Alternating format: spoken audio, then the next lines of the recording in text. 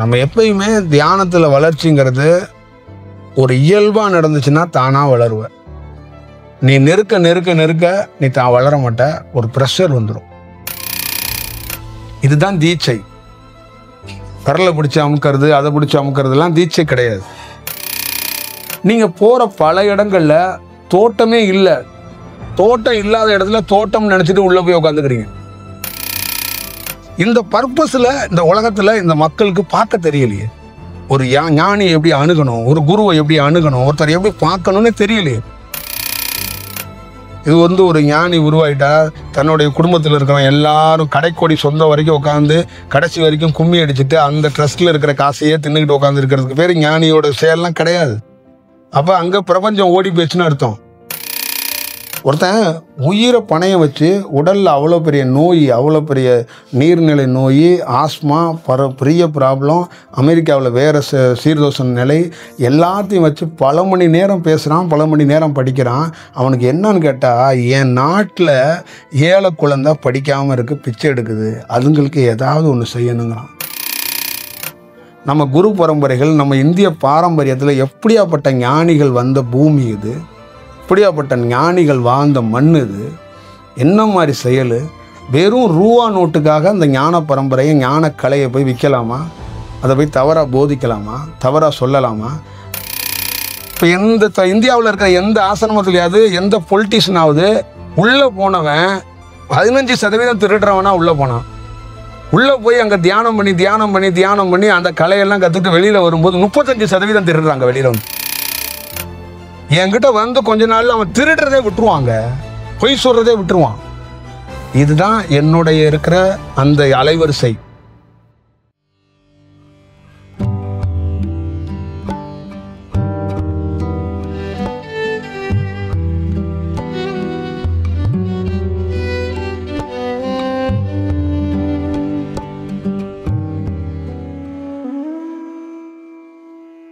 நம்ம எப்பயுமே தியானத்துல வளர்ச்சிங்கிறது ஒரு இயல்பா நடந்துச்சுன்னா தானா வளருவ.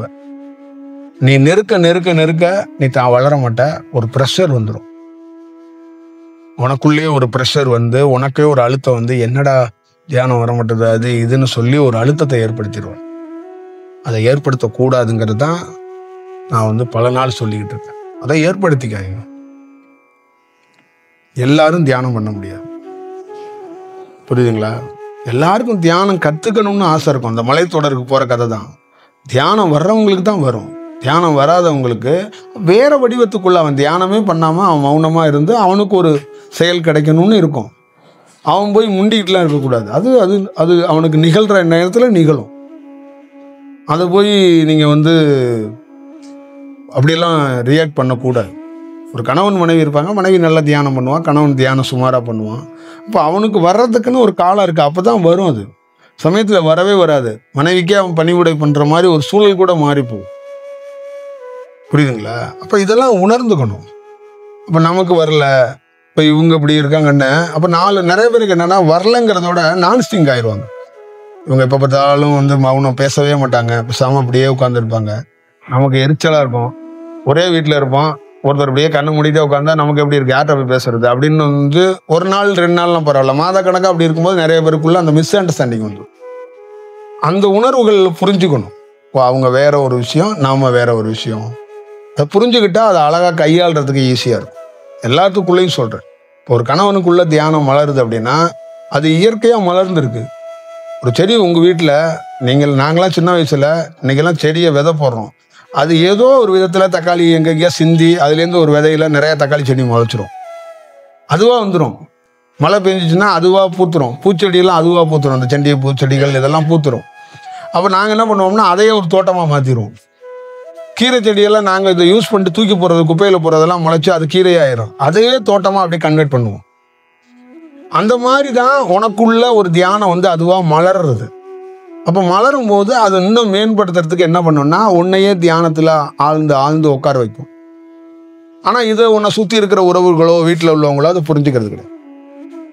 இதை வேறு மாதிரி அவங்க பார்க்குது, புரியுதுங்களா? இது ரெடிமேடெல்லாம் அது பண்ண முடியாது. அந்த ஒருத்தர் மலரணும் அப்படின்னா அது இயல்பாக அது இயற்கையாக மலரும். அது மேலும் பலப்படுத்துறதுக்கு அவங்களுக்கு ஒரு பணி நட. இது வந்து இயல்பாக இருக்கிற செயல். இப்ப ஒரு சூரியன் இருக்கு. ஒரு சூரியன் அப்படி பார்த்தோன்னே சில தாவரங்களுக்கெல்லாம் எவ்வளவு பெரிய விஷயம் கிடைக்கும். எங்க ஊர்ல வந்து நாள் கடலை போடுவோம், கடலை, வேர்க்கடலை. நீங்க அதுக்கு என்ன பேர் சொல்லுவீங்க? மலை. அந்த மாதிரி அதை போடுவோம். அடுத்த நாள் ஒரு 2-3 நாட்கள்ல அது வந்து முளைக்கும். அந்த வெயிலோட தண்ணி அதிகமா ஈரத்தன்மை ஆயிடுச்சுன்னா முளைக்காது. அப்ப சூரியன் அதுக்கு வந்து அவசியமா சூரியன் தேவை. அப்ப சூரியன் பட்டோன்னே என்ன ஆகும்? அது அப்படியே மண்ணை முட்டிக்கிட்டு மேல வரும், வந்து நிற்கும். அந்த மாதிரி நாங்க யாரு கேட்டீங்கன்னா, அந்த குருங்கிறவன் யாரா இருப்பான்? யாரு குருன்னா? யாருன்னா சூரியன்னு பேர். அப்ப சூரியன் என்ன பண்ணுவான்னா, தாவரம் மாதிரி அதுகிட்ட வர்ற மனிதர்களை பார்ப்பான். அப்ப சில கள்ளச்செடிகள் மாதிரி மண்ணுக்குள்ள கீழே கிடக்கிற, இடுப்புக்கு கீழே இருக்கிற அந்த விஷயத்திலிருந்து ஒரு மனிதன் நாங்க பார்க்கும்போது அவன் மலர்றதுக்கு வாய்ப்பு கிடைக்கும். இதுதான் தீட்சை. பரலை பிடிச்சி அமுக்கிறது, அதை பிடிச்சி அமுக்கிறதுலாம் தீட்சை கிடையாது. தீட்சைங்கிறது குரு. எப்படின்னா, சூரியன் ஒரு தாவரத்தையோ ஒரு இடத்தையோ பார்க்குறது, அந்த இடம் மாறுது இல்லை? அந்த மாதிரி ஒரு குரு அப்படி பார்ப்பார். அப்படியே பார்த்துக்கிட்டே இருக்கும்போது பல நாள் அவர் பார்க்க அவங்களுக்குள்ள அந்த தியானம் வளரும், அந்த உள்ளுக்குள்ள அந்த வளர்ச்சி ஏற்படும். அப்ப அவர் என்ன பண்ணுவார்னா, அந்த வளர்ச்சி அடைஞ்சிச்சுல்ல, அந்த பொருள் என்ன பண்ணும்னா மீண்டும் மீண்டும் அந்த சூரியன் இருக்குல்ல, அந்த சூரியனுக்கு அருகாமையிலே இருக்கலாம் அப்படின்னு தரும். இப்போ மற்றவங்களுக்கு கண்ணு கூசும், இவங்களுக்கு கண்ணு கூசாது. இவங்களுக்கு குருவா தெரியறதுனால அது வந்து அந்த சூரியனுக்கு அருகாமையிலே நம்ம இருக்கலாம், சூரியனுக்கு பக்கத்துல தான் உட்காந்துக்கணும் அப்படிங்கிற ஒரு சூழல் இருக்கும். சில பேருக்கு சூரியனுக்கு அருகாமையில் உட்கார்றதுக்கான வாய்ப்பு இருக்கும், சில பேருக்கு அந்த வாய்ப்புகள் குறைவா இருக்கும். அப்ப அதையும் புரிஞ்சுக்கணும். அதுக்குள்ளேயும் நாம சூரியனுக்கு பக்கத்திலேயே உட்கார்ந்துருக்கலன்னு அதுக்குள்ளேயும் நம்ம ஒரு தவறான ஒரு கால்குலேஷனை போட்டு, நமக்கு லக்கு இல்லை, நமக்கு டைம் கிடைக்கல, நமக்கு குருவோட டிராவல் பண்ண முடியல அப்படின்னு அதையும் ஒரு அக்கப்போர் பண்ணிடக்கூடாது. அதுக்கெல்லாம் ஒரு கால டைமிங் இருக்கு. சிலதை வந்து அது என்ன பண்ணோம்னா அருகாமையில வச்சுக்கும், சிலதை பார்த்து மலர வச்சு நீ கொஞ்சம் தூரம் போயிட்டு வா அப்படின்னு சொல்லி அமுச்சு வைக்கும். இதெல்லாம் உணர்ந்துக்கணும், புரிஞ்சுக்கணும். அப்ப பல்வேறுபட்ட வடிவங்கள்ல, தத்துவங்கள்ல இங்க ஞானங்கிறது இருக்கு. முதல்ல ஞானத்தை பேசுறதுக்கோ, ஞானத்தை பத்தி கொடுக்கறதுக்கோ, ஞானத்தை சொல்லணும்னா முதல்ல நான் நல்லா மலர்ந்து இருக்கணும், சரியான காடனா நான் இருக்கணும். புரியுதா? நான் ஒரு தோட்டமா இருக்கணும், அதே நானே அந்த தோட்டத்தை பாதுகாக்கிறவனாவும் இருக்கணும். அது இருந்தாதான் அந்த தோட்டத்துக்கு வர்றவங்களுக்கு உரிய செயலை செய்ய முடியும். நானே சரியான தோட்டமா இல்லை, நானே சரியான அந்த தோட்டத்துக்கு பாதுகாவலானாவும் இல்லைன்னா வர்றவங்களை அந்த மாதிரி பார்க்க முடியாது. புரியுதா? நீங்க போற பல இடங்கள்ல தோட்டமே இல்லை, தோட்டம் இல்லாத இடத்துல தோட்டம் நினைச்சிட்டு உள்ள போய் உட்காந்துக்கிறீங்க. புரியுதா? அப்ப நான் பல நாள் சொல்லியிருக்கிறேன், என் கண்ணுக்கு தோட்டமே அங்க தெரியல, நீங்க மாஞ்சோலை தெரியுது, பூஞ்சோலை தெரியுது, அவர் தீட்சை கொடுக்குறாரு, அவர் வந்து பெரிய சுவாமி, பெரிய பெரிய அவரோட பயிற்சி எல்லாம் பண்ணி எனக்கு அந்த நரம்பு விழிக்குது, இந்த நரம்பு விழிக்குது, நீங்களாம் சொல்லிட்டு உட்காந்துருக்கு. ஒரு விஷயம்தான், ராக்கெட் வந்து ஒரு விஞ்ஞானி உருவாக்கலாம், ஏன் நீ உருவாக்க முடியாதா? நீ உருவாக்குற ராக்கெட்டு சில மணி தூரத்தில் போயிட்டு கீழே விழுந்துடும். அவன்னா அதுக்குரியவன் அதை கரெக்டாக உருவாக்குவான். அப்ப ஒரு குருங்கிறது அவனா இயற்கையா பிரபஞ்சத்தால மலர்ந்திருந்தானா அவன் எல்லா வடிவத்திலையும் உனக்கான பாதுகாப்பை கொடுக்க முடியும், எல்லா வடிவத்திலையும், எல்லா சூழல்லையும். புரியுதா? நீ கீழே விழும்போது பாதுகாப்பு கொடுப்பான், நீ வளரும் போது பாதுகாப்பு கொடுப்பான், சிரிக்கும் போது கொடுப்பான், அழுவும் போது கொடுப்பான், நீ சாகும் போது கூட என்ன மாதிரி சாகணும், எந்த மாதிரி படுத்துக்கிட்டு உன்னை புதைக்கணுமா எரிக்கணுமா அதை கூட அவன் டிசைட் பண்ணுவான். புரியுதா? அதை கூட அவனோட ரோல் இருக்கும். புரியுதா? திடீர்னு உன் கையை போட்டு உன்னை குப்புற கூட ஒருத்தன் போட்டுருவான் போதையில், யார் அங்கே ஒரு வெட்டியானுங்க வந்து தூக்கி போட்டுருவாங்க. இந்த மாதிரி ஒரு சூழல் இருக்குன்னு வச்சுக்க, அதை கூட ஒரு குருவோட செயல் கரெக்டாக இருந்துச்சுன்னா அவனை தடுத்து ஆட்கொண்டு இவரே சரியான படியில் அவனை எந்த திசையில் எப்படி படுக்க வைக்கணுமோ அதை கூட செஞ்சுட்டு போயிடுவார். இவ்வளோ ரோல் இருக்கு, இவ்வளோ விஷயம் இருக்கு. அப்போ ஒரு முழுமை இருந்தாதான் பல விஷயங்களை செய்ய முடியும். புரியுதுங்களா? அந்த முழுமை இல்லாம நீங்க வந்து முழுமை மாறி ஒரு சூழல்கள்கிட்ட நீங்க போய் உட்கார்ந்தீங்கன்னா அது என்ன பண்ணும்னா காலத்தை விரயம் பண்ணி விட்டுரும். புரியுங்களா? தமிழ்நாட்டில் இந்தியாவில் டிபேட் வச்சு எந்த மாணவன் பெரிய தலை சிறந்த மாணவனாக மாறியிருக்கான். எந்த தொலைக்காட்சி இந்த பெரிய விழிப்புணர்வை ஏற்படுத்தியிருக்கு சொல்லுங்க. தமிழ்நாட்டில் டிபேட் நடந்துக்கிட்டே இருக்கு. அரசியல் ரீதியாக டிபேட் வந்து ஒவ்வொரு சேனல்லையும் உட்காந்து பேசுகிறாங்க. ப்ரைவேட்டு சேனல்லையும் டிபேட் வச்சு மருமக மாமியா கொழுந்தனா அது இது சாப்பாடு ஜாதி எல்லாத்துக்கும் டிபேட் இருக்குது. இந்த டிபேட்டுனால இந்த சமூகத்தில் என்ன புரட்சி அவங்களால ஏற்படுத்த முடிஞ்சிச்சு? குறைந்தபட்சம் என்ன புரட்சியை ஏற்படுத்தியிருக்கிறாங்க? 6 மணி 7 மணி ஆயிடுச்சுன்னா வீட்டில் உட்காந்துருக்க 10 பெருசுங்களை 10 புத்தகத்தை படிச்சுட்டு 10 பெருசுங்களை தூக்கி வச்சுக்கிட்டு இந்த தேர்தலை பற்றி நீ பேசு, இந்த தலைவரை பற்றி நீ பேசு, அவரை பற்றி பேசுன்னு டிபேட் நடந்துக்கிட்டே இருக்கு. அதனால இங்கே தமிழ்நாட்டிலே இந்தியாவிலே என்ன புரட்சி நடக்க போகுது? என்ன புரட்சி நடந்திருக்கு? அதனால யார் என்ன சேஞ்ச் ஆயிருக்கா? அப்போ இதெல்லாம் என்ன அப்படின்னு கேட்டிங்கன்னா, அந்த போதிய எதுக்காக ஒரு விஷயம் கொடுக்கப்படணும்னு தெரியாமல் பண்ணுறதுங்க. அதெல்லாம் ஒரு ஒரு ஒரு சிஸ்டமா, ஒரு வியாபாரமா, ஒரு வணிகமா, ஒரு பிளானிங்கோட இருக்கும்போது அதுல எல்லாம் யாரும் வளர முடியாது. இந்த வளர்ச்சிக்கான விஷயம்லாம் நடக்காது. புரியுதுங்களா? அது அப்படி நடக்கக்கூடாது. அதுதான் எப்பயுமே சொல்றது. ஒரு தொலைக்காட்சிங்கிறது வெறும் என்டர்டைன்மெண்ட் கிடையாது. அதனால நம்ம வளரணும். புரியுதா? நான் பள்ளிக்கூடமே போனது இல்லைங்க, இந்த தொலைக்காட்சியை பார்த்து நான் படிப்பை கற்றுக்கிட்டேங்க அப்படின்னு வேணா சொல்லணும். புரியுதா? அதுதான் விஷயம். அப்போ இவ்வளோ விஷயம் இருக்கு. அப்போ ஒரு குருங்கிறவன் மொழி தெரியாது, அவன் யாருன்னு தெரியாது, எந்த ஊருக்காரனே தெரியாது. சும்மா அவனை போய் பார்த்துக்கிட்டே இருந்தேன் என் வாழ்க்கையில் அப்படியே கொஞ்சம் கொஞ்சமாக வளர்றான்னு வச்சுக்க ஒருத்தன். அதுதான் விஷயம். இதுதான் வேணும். அதுதான் இந்த பிரபஞ்சம். எனக்கும் பிரபஞ்சத்துக்கும் மனிதனாக இருக்கும்போது என்ன உறவு? யார் அவன்? எதுவும் தெரியாது. ஆனால் வளர்ந்து அது எவ்வளோ பொறுப்போடு நம்மளை வளர்த்துச்சுன்னா அது என்னை பார்க்க பார்க்க நான் வளர்றேங்க. புரியுதா? அதோட வெப்ப சலனத்தில் நான் வளர்றேன், நான் மாறுறேன். நான் ஒரு மனிதன், நான் ஒரு கீழ்நிலையான மனிதன். எந்த பொருளை கண்டாலும் ஆசைப்பட்றேன். பிளாஸ்கை கண்டு ஆசைப்பட்றேன், வாட்டர் கேனை கண்டு ஆசைப்பட்றேன், பொண்டாட்டின்னு ஒருத்தி இருக்கிறா போகிற பொம்பளை மேலெல்லாம் ஆசைப்பட்றேன். எதை கண்டாலும் ஆசைப்படுற ஒரு கீழ்நிலையில் இருக்கிற ஒரு மனிதன். 10 ரூபா நோட்லையும் காந்தி இருக்கிறான், அந்த நோட்டையும் ஆசைப்பட்றேன், 500 ரூபா நோட்டையும் ஆசைப்பட்றேன், 100 ரூபா நோட்டையும் ஆசைப்பட்றேன், எதை பார்த்தாலும் ஆசைப்பட்றேன். புரியுதுங்களா? நடந்து போயிட்டே இருக்கேன், ஒரு பேரிச்சம்பளம் இருக்குது அதை பார்த்து ஆசைப்பட்றேன், பட்டாணியை பார்த்து ஆசைப்பட்றேன், ஒரு நடுவில் போயிட்டே இருக்கும்போது ஒரு அழகான பூந்தோட்டத்தில் ஒரு பூ பூத்து இருக்கு அதை பறிக்கணும்னு ஆசைப்பட்றேன். இப்படி இருக்கிற ஒரு மனிதன் ஒரு வளர்றான். அப்போ அவன் எப்படி இருப்பான்? இப்படி ஒரு ஆசையோட உச்சபட்சத்தில் இருக்கிற ஒரு மனிதனை ஒரு பொருள் வந்து கண்ணுக்கே தெரியாம நின்று அதோடைய அலைவரிசையில் வளர்க்குது. இதுதான் மனித தன்மையிலிருந்து அந்த ஆசை என்ற தன்மையிலிருந்து மாறி வளரப்பட்டதுக்கு காரணம். இதுதான் ரீசன். அப்போ அந்த வளர்ச்சியோடைய முடிந்த உடனே நான் உன்னை வளர்த்தேன், நீ இந்த மாதிரி சில பொருட்களை வளர்க்குறதுக்கு நகரத்துக்குள்ளே போயிட்டு வா அப்படின்னு முதுகுல தட்டி என்னை தட்டி விட்டுச்சு. இதுதான் நான் நகரம் முழுக்க வந்து இந்த உரையை நிகழ்த்துறதும் பேசுறதுக்கும்.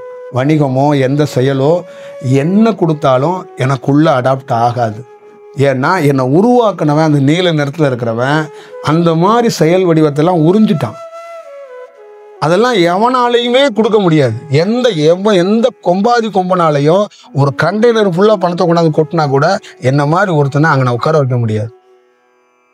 புரியுதுங்களா? அது மேலே ஒரு கற்பூரத்தை கொளுத்தி வச்சுட்டு கூட நான் போயிடுவேன். அந்த மாதிரி ஆள் நான். ஏன்னா என்னை உருவாக்கணுவன் அந்த மாதிரி. அந்த பியூர், அதுதான் அந்த நீல நிறம் அப்படிங்கிறதுக்கு, நீல நிற ஜோதிங்கிறதுக்கு அதுதான் உண்மையான அர்த்தம். அவனுடைய வெப்ப சலனத்திலேருந்து நான் வளர்ந்தவன். புரியுதுங்களா? அதோடைய செயல்பாடு தான். அப்போ நான் ஏதோ ஒரு விசேஷமான குரு இந்த மாதிரி பாயிண்ட்லேருந்து நீங்கள் பார்க்குறீங்க. அந்த மாதிரி இல்லை. ஒரு செயலில் என்னை ஒருத்தன் உருவாக்கினாரு. உருவாக்கி எனக்கு என்ன கொடுத்தாருன்னா, நான் உன்னை உருவாக்கினேன் இல்லை, நீ எப்படி இருந்த நீ சொல்லு. 1990களில் நீ எப்படி இருந்த, 96ல் எப்படி இருந்த, 97ல் எப்படி இருந்த, இப்போ எப்படி இருக்க? இப்போ இதுக்கு சேஞ்ச் யார் காரணம்? உங்கள் அம்மா காரணமா? உங்கள் அப்பா காரணமா? எந்த புத்தகம் காரணம்? தமிழ்நாட்டில் 60 ஆண்டுகளாக ஆட்சி நடத்திட்டு இருந்த தலைவன்கள் காரணமா? இல்லை மேலே இருக்கிற நமக்கு காரணமா? எவன்டா காரணம்? எவனாவது ஒருத்தன் காரணம்னு நீ சொல்லு. இல்லை, எவனும் இல்லை. பெத்த தாயே இல்லை. அப்போ நீ தான் காரணம். அப்போ இந்த விஷயம் மாறி இருக்குல்ல. அப்போ இதே செயலை பிற மக்களை மாற்றுறதுக்கு நீ போ. அவன் பேச்சை கேட்கலனாலும் பரவாயில்ல, உன்னுடைய அலைவரிசை ஏதோ ஒரு வடிவத்தில் அவனுக்கு ஏதோ ஒரு விஷயத்தை செய்யும். 25% அவன் 75% விஷத்தில் இருந்தாலும் உன்னுடைய அலைவரிசை அவன் 25% அவன் விஷத்தை முறிக்கும். நீ போ. மனிதன்ங்கிறவன் விஷம் தன்மை கொண்டவன். நீ நீ போய்கிட்டே இரு. நீ எந்த நாட்டுக்கு போறியோ, எந்த நகரத்துக்கு போறியோ, உன்னால் 5%லேருந்து 25% விஷத்தை முறிக்க முடியும். உன்னுடைய ரொம்ப வளர்ச்சியா உன்னால வளரப்படணுங்கிற மாணவனை 60% 70% விஷத்தை கூட முறிக்க முடியும். சில மாணவனுக்கு தேவைப்பட்டா எல்லா விஷத்தையும் முறித்து அவனை நீ உருவாக்கவும் முடியும். நீ போய்கிட்டே இரு. அது அந்தந்த கால வரையில அந்தந்த இடத்துல அது தீர்மானிக்கப்படும். போன்ட்டான்.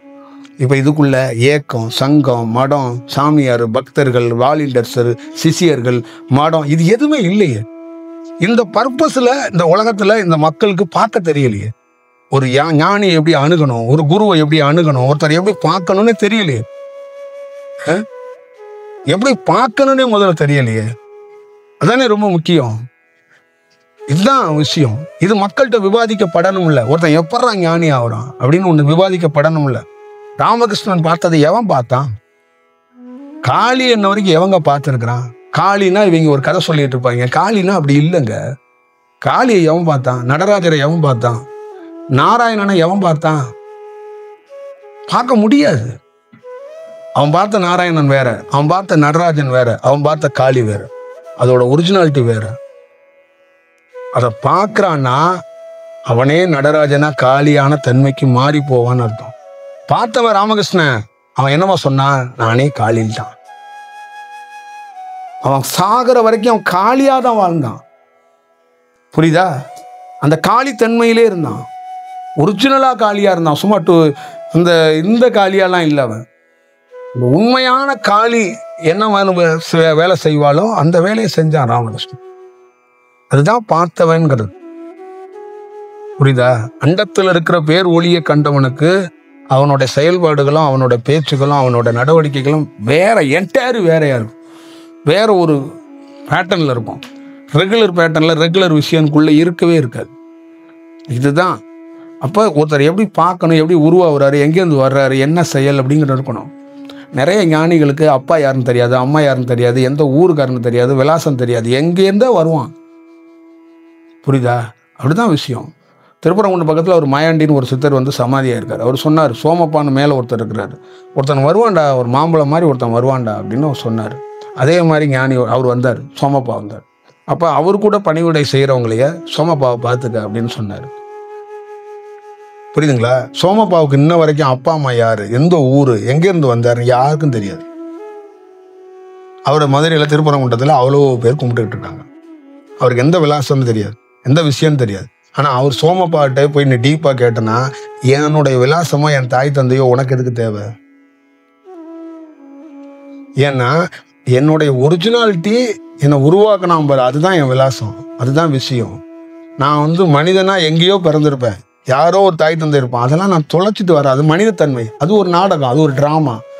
அதுலேருந்து நான் விடுபட்டு வந்துக்கிட்டே இருப்பேன். அதை நான் முன்னிறுத்த வேண்டிய அவசியம் கிடையாது, அது எனக்கு தேவையும் இல்லை அப்படிங்கிறது தான் விஷயம். இப்போ இதெல்லாம் புரியாது. அப்போ எப்படி அணுகணும், எப்படி பார்க்கணும், என்ன செய்யணும், அதெல்லாம் தெரியாது. இது ஒரு ஞானி உருவாயிட்டா தன்னுடைய குடும்பத்தில் இருக்கிறவங்க எல்லாரும் கடைக்கோடி சொந்தம் வரைக்கும் உட்காந்து கடைசி வரைக்கும் கும்மி அடிச்சுட்டு அந்த ட்ரஸ்ட்ல இருக்கிற காசையே தின்னுக்கிட்டு உட்காந்து இருக்கிறதுக்கு பேர் ஞானியோட செயல்லாம் கிடையாது. அப்போ அங்கே பிரபஞ்சம் ஓடி போச்சுன்னு அர்த்தம். நான் அங்கே இருக்கிறேன், நான் போனதுக்கப்புறம் என் குடும்பத்தில் உள்ளவன் வாரிசா உட்காந்து என்னோட விஷயத்தை அனுபவிச்சுட்டு இருக்கான். ஆனால் பிரபஞ்சம் அங்கே இல்லைன்னு நீ அப்பவே புரிஞ்சுக்கணும். எவெல்லாம் அவன் வாரிசுலேயே உட்காந்து வேலை செஞ்சுக்கிட்டே உட்காந்துருக்காங்களோ, மனித அறிவை பயன்படுத்தி வேலை செய்கிற எந்த ஆசிரமம் இருந்தாலும் அங்கே பிரபஞ்சம் இல்லை, அந்த ஞானியோட செயல்பாடு இல்லைன்னு நீயே தெரிஞ்சுக்க. அவ்வளோதான். இதான் அதுக்கு நான் கொடுக்குற உத்தரவாதமும் உண்மை தத்துவமும் இதுதான். புரியுதா? ஒரு ஞானியை ஒரு இடத்த பார்த்துக்கிறதுக்கு ஒரு விஷயத்த செய்யணும்னா அவ்வளோ சாமானிய காரியம் கிடையாது. சும்மா எல்லாரும் ஒரு ஞானியோட இடத்த பார்த்துட முடியாது, ஒரு ஞானியோட கொள்கையை பின்பற்றிட முடியாது. புரியுதா? அவ்வளோ பெரிய ரகசியம் இருக்கு. அப்ப விவேகானந்தருடைய செயல்பாடுகள்ல ராமகிருஷ்ணர் என்ன சொன்னாரு? என்கிட்ட இருக்கிற சீடர்கள் எல்லாம் சன்னியாச பரம்பரையில் இருக்கிறவங்களாம் அவன்கிட்ட குடிச்சிட்டு போறேன், நீ பார்த்துக்கடாங்க. அவரோட வேலையை முடிச்சுன்னு சொன்னாரு, குருதேவருடைய விஷயத்தையும் என்னோட விஷயத்தையும் தவறா பண்ணிடாம நீங்க கரெக்டா வழி நடத்துங்கன்னு அவங்க கிட்ட ஒப்படைச்சிட்டு அவர் போனாரு. யாரு குடும்பத்திலே விவேகானந்தருடைய சொந்தக்காரர் இருந்தாங்க, அவங்கள கூப்பிட்டு, நான் வந்து சிக்காகோ வரைக்கும் போயிட்டு வந்தேன், இவ்வளோ பெரிய வேலையை செஞ்சிருக்கிறேன், என் குடும்பத்தை சார்ந்தவங்க வந்து இங்க உட்காந்துட்டு இதை பாருங்க அப்படின்லாம் சொல்லலை. விவேகானந்தர் குடும்பத்தை சார்ந்த யாவனும் வந்து அந்த பொறுப்பை ஒப்படைக்கல, விவேகானந்தன் கூப்பிட்டு ஒப்படைக்கல. இதெல்லாம் பார்க்கணும், இதெல்லாம் ரொம்ப முக்கியம். விவேகானந்தர் அமெரிக்காவில் போய் பேசும்போது பல மேடைகளில், பல இடங்கள்ல, பல வகுப்புகளுக்கு அவர் வந்து சில இடங்கள்ல அவங்க ஆர்கனைசேஷனா அரேஞ்ச் பண்ணுவாங்க. இந்த மாதிரி வெள்ளக்காரங்க ஒரு 50 பேர் 100 பேர் இருக்காங்க, சுவாமி வந்து இங்க பேசணும் அப்படின்னா, அவர் சிக்காகோவுக்கு அப்புறம் ரொம்ப ஃபேமஸ் ஆயிட்டாரு. அப்ப அங்க உட்காந்து பேசும்போது ஒரு இடத்துக்கு இவ்வளவு டாலர்னா தீர்மானிப்பாங்க. இவர் பேசுவார், பேசுனதுக்கு அப்புறம் அந்த டாலர் கொடுப்பாங்க. விவேகானந்தர் கூட யார் இருந்தாங்களோ அவங்க அதை வாங்கிக்குவாங்க. ஆனா ஒரு நாள் கூட இந்த காசு எதுக்குன்னா, அவரோட லட்சியமே இந்தியாவில் இருக்கிற ஏழை குழந்தைகளை ஏதாவது பண்ணணும். அவர் ஒரு நாள் கூட இது கலை, இந்த காசு வாங்கணும், இந்த மாதிரி சம்பாதிக்கணும், செட்டில் ஆகணும், இந்த மாதிரிலாம் ஒரு எண்ணம் ஒரு நாள் கூட வந்தது கிடையாது. ஒரு நாள் கூட வந்தது கிடையாது. கடைசியா ஊருக்கு போறது கூட இங்க சென்னையில போய் அவருக்கு போய் வசூல் பண்ணிட்டு வந்து, காசை வசூல் பண்ணிட்டு வீடு வீடா பிச்சை எடுத்துட்டு வந்த போது கூட அவர் என்ன பண்ணாருன்னா, ஒரு சின்ன தொகையை எடுத்துட்டு வந்து அவர்கிட்ட கொடுத்தாங்க. அப்ப அந்த தொகையை எடுத்துட்டு, இது ஊருக்கு போறதுக்கு நீங்க கொஞ்சம் கொஞ்சமா சேர்க்கிறோம், இந்த தொகையை வச்சுக்கோங்க அப்படின்னு ஃபர்ஸ்ட் கொடுத்தாங்க. அந்த ஃபர்ஸ்ட் அவர் என்ன பண்ணாரு, திரும்பி பார்த்தாரு, ஒரு 10-15 பிள்ளைங்க விளையாண்டுட்டு இருந்துச்சு. அந்த பிள்ளைங்களுக்கு சாக்லேட்டு, ஐஸ்கிரீமு, அந்த காசு எல்லாத்தையும் வாங்கி கொடுத்துட்டு போயிட்டே இருந்தார். இதுதான் அந்த கேரக்டர். புரியுதுங்களா? இப்ப இந்த மாதிரி ஒரு உன்னதமான ஒரு ஞானி எல்லாம் உருவாக முடியுமா? பார்க்க முடியுமா? நீங்க ஒருத்தன் உயிரை பணைய வச்சு உடல்ல அவ்வளோ பெரிய நோய், அவ்வளோ பெரிய நீர்நிலை நோய், ஆஸ்மா, பெரிய ப்ராப்ளம், அமெரிக்காவில் வேற சீர்தோஷ நிலை, எல்லாத்தையும் வச்சு பல மணி நேரம் பேசுகிறான், பல மணி நேரம் படிக்கிறான். அவனுக்கு என்னன்னு கேட்டால், என் நாட்டில் ஏழை குழந்தை படிக்காமல் இருக்கு, பிச்சை எடுக்குது, அதுங்களுக்கு ஏதாவது ஒன்று செய்யணுங்கிறான். அவன் தாட்டு எப்படியாப்பட்ட தாட்டு! நீங்கள் என்னன்னா, ஒரு ஃபஸ்ட் கிளாஸ்லேயே அந்த கிளாஸ்லேயே ஃப்ளைட்டில் இங்கேருந்து போய்க்கிறது, அங்கே போய் உட்காந்து ஒரு பெரிய கும்பலை அரேஞ்ச் பண்ணிக்கிறது, பல டாலர்களை வசூல் பண்ணுறது, அதை வந்து ஒரு கேம்லிங் பண்ணுறது, அப்புறம் ஒரு ட்ரஸ்ட்டாக வச்சுக்கிட்டு அதை ஒரு கோடிக்கணக்காக சேர்த்துக்கிட்டு நீங்கள் ஒரு சில்மாஸ் வேலையெல்லாம் பண்ணிக்கிட்டு நீங்கள் சாமிகள், குருமார்கள்னு சொல்லி இந்தியாவில் சொல்லிக்கிட்டு இருக்கீங்க. நம்ம குரு பரம்பரைகள், நம்ம இந்திய பாரம்பரியத்தில் எப்படியாப்பட்ட ஞானிகள் வந்த பூமி இது, எப்படியாப்பட்ட ஞானிகள் வாழ்ந்த மண் இது, என்ன மாதிரி செயல்! வெறும் ரூபா நோட்டுக்காக அந்த ஞான பரம்பரையை, ஞான கலையை போய் விற்கலாமா? அதை போய் தவறாக போதிக்கலாமா? தவறாக சொல்லலாமா? மனிதன் தான் அவ்வப்போது மதிக்கட்டு போய் அவங்ககிட்ட கோடீஸ்வரனாக இருக்கிறாங்கிறதுக்காக 10,000 1 லட்சத்தை 2 லட்ச ரூபாய் கொண்டாந்து கொடுக்குறான்னா, அவனுக்கு பிடிச்ச தீச்சியை பிடிச்சி அழுத்தி விட்டு அவனுக்கு உன் கலையை எல்லாத்தையும் கொடுத்துட்டு இருப்பியா? அவனுக்கு தான் மதிக்கட்டு போய் உங்ககிட்ட வந்து நிற்கிறான்னா, நீ அவனை ஆசுவாசப்படுத்தி, அவனை நல்வழிப்படுத்தி, அவனை கொஞ்சம் கொஞ்சமா பண்ணணும். புரியுதா? இப்போ என்கிட்ட ஒருத்தர் இருக்கிறான்னு வச்சுக்க, நீ எவனோ வேணாலும் இந்த உலகத்துல நீ பார்க்க தான் போற. அடுத்தடுத்த நாள்லேருந்து பெரிய பெரிய கோடீஸ்வரன் வருவான் பாரு, வருவான் என்னை தேடி. நீ நல்லா பார்த்துக்க, எல்லா ஆசிரமத்திலையும் இந்தியா முழுக்க பார்த்துருப்ப.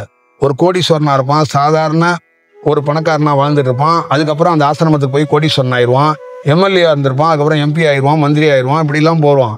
இப்போ என்கிட்ட ஒருத்தன் வர்றான்னா, பெரிய கோடீஸ்வரனா, தொழிலதிபராக வர்றான்னா, அதுக்கப்புறம் மேக்சிமம் அவன் தொழில், அவன் வாழ்க்கை, அவனோட பேச்சு, அவன் நடவடிக்கை எல்லாம் மாறி போயிடும்.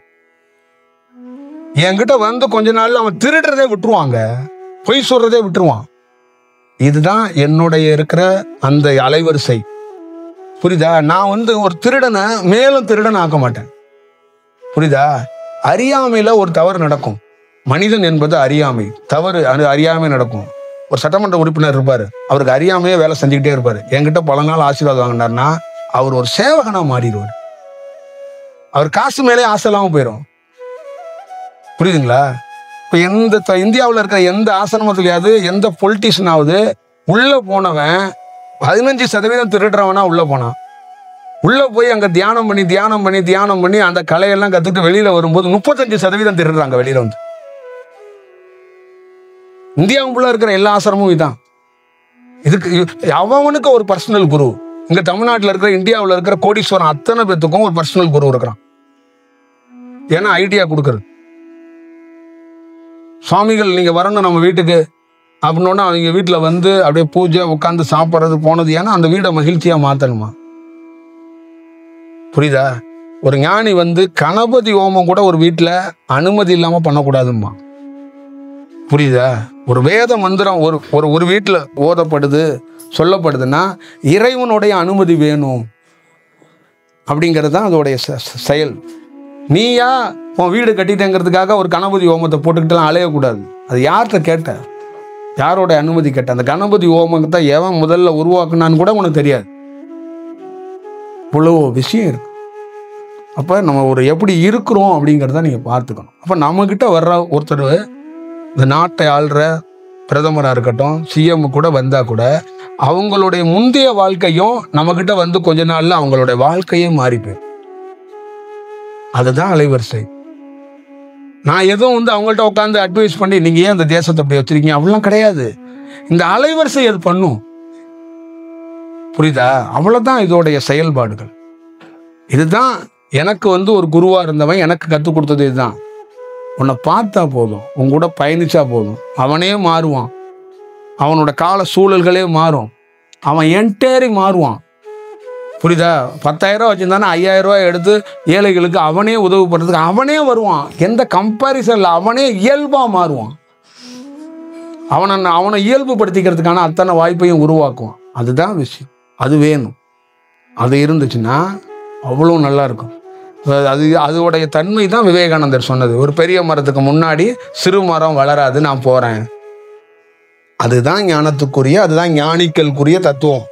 அதுதான் ஞானியோடைய உண்மையான வார்த்தை வந்து அதுதான். இப்போ அதெல்லாம் நீங்கள் வந்து அவசியமாக அது ஒவ்வொருத்தருக்குள்ளேயும் அது இருக்கப்படும். இப்போ இதெல்லாம் இல்லை. அப்போ வந்து பல ஆசிரமங்களுக்குள்ள, பல குருமார்களுக்குள்ள, பல திருவண்ணாமலையில் எனக்கு தெரிஞ்சு ஒரு 300-400 ஆசிரமங்களில் தியானம் சொல்லி கொடுக்கப்பட்டுக்கிட்டே இருக்கு. நீங்கள் இப்போ கிடையாதுங்க, உட்காந்து நல்லா உட்காந்து ஒரு நோட்டை வச்சுட்டு எழுதி கூட பாருங்கள். என்னதான் இவங்க வளர்ச்சி அடைய போகிறாங்கன்னு பாருங்கள். நீங்களே உட்காந்து நோட்டை வச்சு எழுதுங்க, இவங்கெல்லாம் என்ன வளர்ச்சி அடைவாங்க, என்ன வளர்ச்சி தான் அடைய போகிறாங்கன்னு நீங்களே பாருங்கள். இவங்களோட வளர்ச்சி என்னதான் வளர்ச்சியாக இருக்க போது, இவங்க என்னதான் வளர்ச்சி அடைகிறாங்கங்கிறத பார்ப்போம். உங்களோட சேர்ந்து நானும் பார்க்குறேன்.